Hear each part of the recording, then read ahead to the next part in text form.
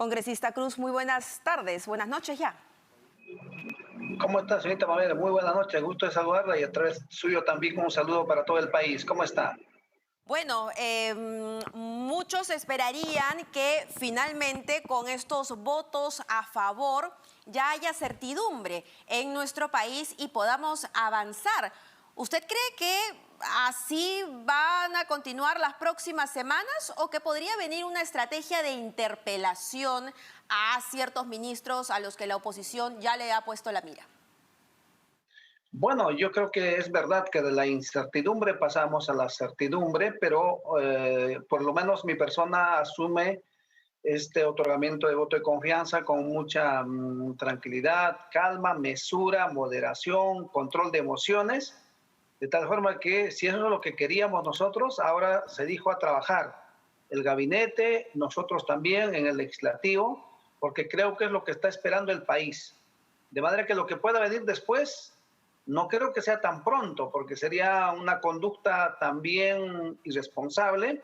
Hay que dejar gobernar, hay que dejar trabajar, y si en el camino ya se da una dinámica distinta, ¿no?, respecto a lo que se dijo, se explicó, se absolvió preguntas hoy, entonces ya en política pasan cosas, puede venir como las interpelaciones por A ministro, ver, no sabemos. Por lo pero, pronto no pero queremos pensar en ese escenario. si me permite, congresista Cruz, usted está partiendo de la premisa entonces de que el primer ministro Guido Bellido logró convencer al Congreso de la República. ¿O cree usted que finalmente el Congreso le otorga el voto de confianza porque, a ver, no quiere quemar su primera bala de plata? ¿Cuál de las dos?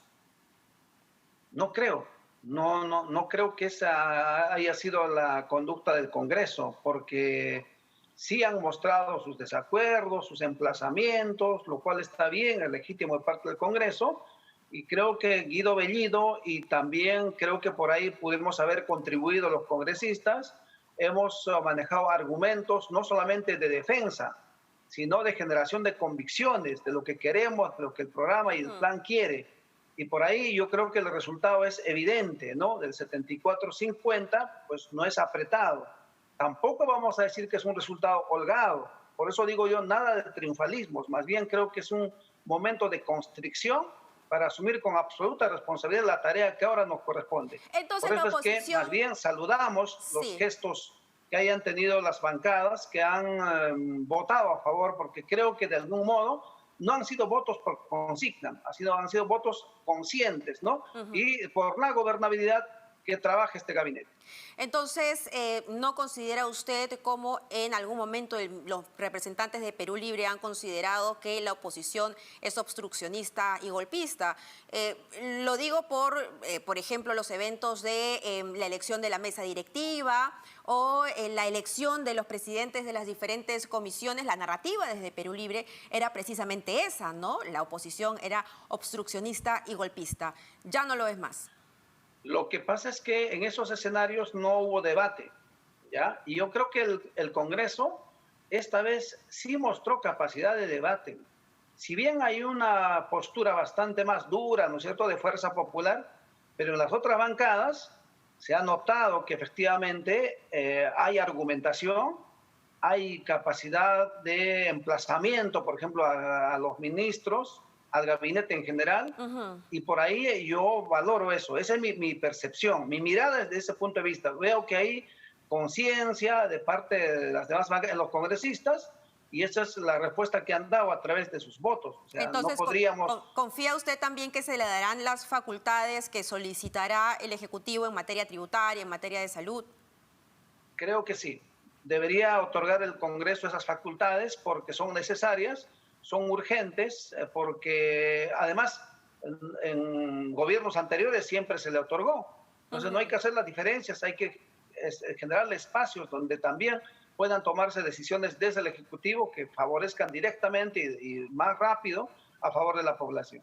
Pasada la tempestad, entonces, si es que finalmente ha pasado, ¿no cree usted que esta es una buena oportunidad para el presidente Castillo de realizar algunas mejoras en el gabinete? Por supuesto que sí, pero esas oportunidades no creo que sean mañana, ¿no?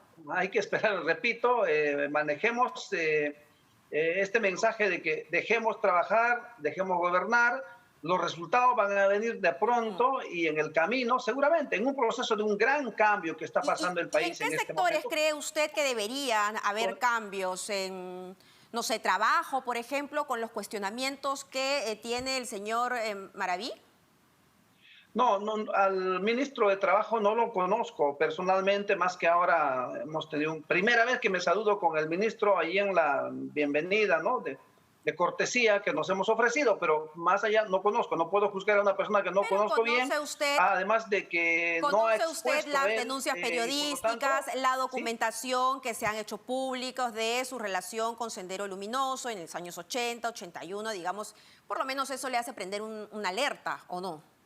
No, pues no, no, mi persona no es juez, no soy un tribuno para tomar una No, no, decisión nadie respecto es a juez ello. Y en y este todos son caso, el inocentes hasta que presidente se tiene diga esta lo facultad. contrario. Pero ¿no le parece que en todo sentido un ministro que tiene cuestionamientos termina siendo un lastre para el gobierno?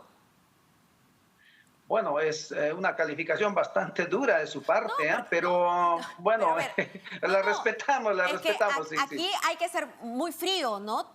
Todos le deseamos bien al presidente Pedro Castillo porque su éxito es el éxito del país. Sin embargo, De acuerdo con usted, si pero hay también personas alrededor que hacen ruido, que generan ruido político, que le dan la contra, como el señor Vladimir Cerrón, que tienen investigaciones, ¿no? Que están relacionados en un atestado policial con Sendero Luminoso, ¿no cree que eso le hace daño al presidente Castillo finalmente?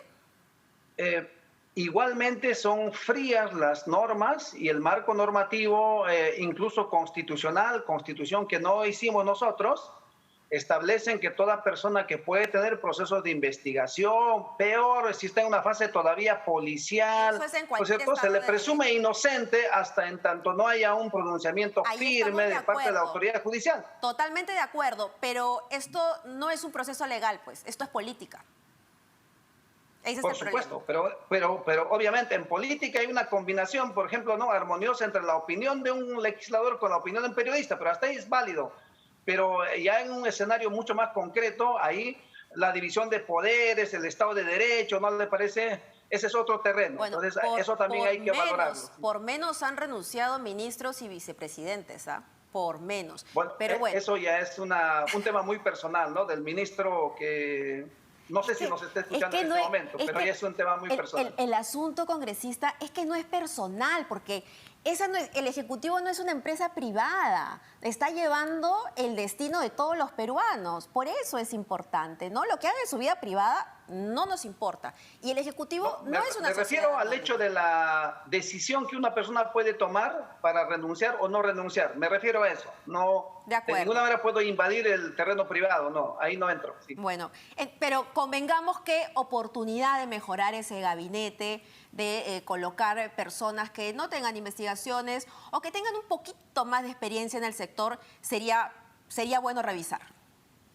Sería lo óptimo, pero mire usted, desde el día 11 de abril, luego 6 de junio, luego a 8 días de la juramentación se recibió el gobierno. Nunca Perú Libre, yo creo que actuó con triunfalismo, porque de habernos sentido gobierno antes de que se ventilaran, se deliberaran estas impugnaciones en el Jurado Nacional de Elecciones, se pudo haber armado un gabinete, ¿no es cierto?, pasando todos los filtros, pero no, porque quedaba siempre la expectativa de que quizá se anulaban ciertos procesos y quizá no se daba el resultado final. Verá usted, en esa conducta de transparencia, de respeto al Estado de Derecho, se ha actuado. Por eso yo creo que el presidente no ha tenido mucho tiempo para efectivamente generar todos los filtros necesarios para tener Bien. el gabinete ideal que en este momento usted lo plantea, ¿no?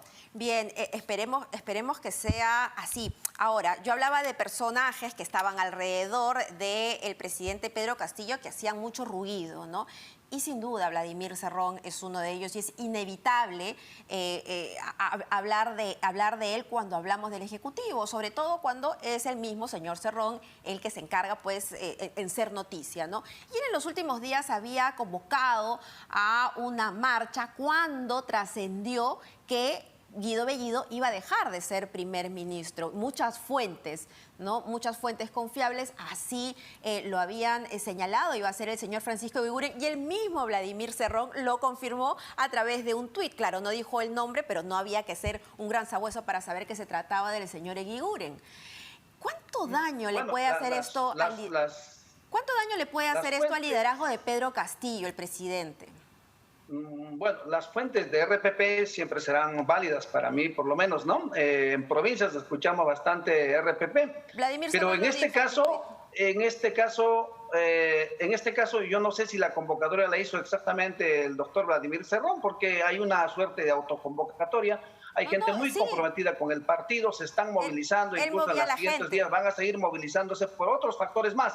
Entonces yo no creo que haya una autoría única de estas convocatorias en la defensa de la victoria de Perú Libre, en todo caso, la promovía, ¿no? Pero el punto no es ese, el punto es si este protagonismo que tiene el señor Cerrón afecta el liderazgo del presidente Pedro Castillo, que más bien tiene un perfil bajo que preocupa.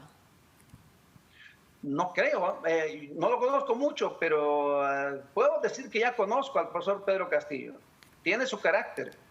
Entonces, yo creo que tampoco es lo que la gente puede tener esa impresión, ¿no? Para mí equivocada. Es que lo que sí, el doctor entrevistas. Vladimir Cerrón tiene más bien la obligación de, como presidente del partido, generar el ruido que necesita el partido para ir construyendo más partido, porque tenemos en agenda varios temas.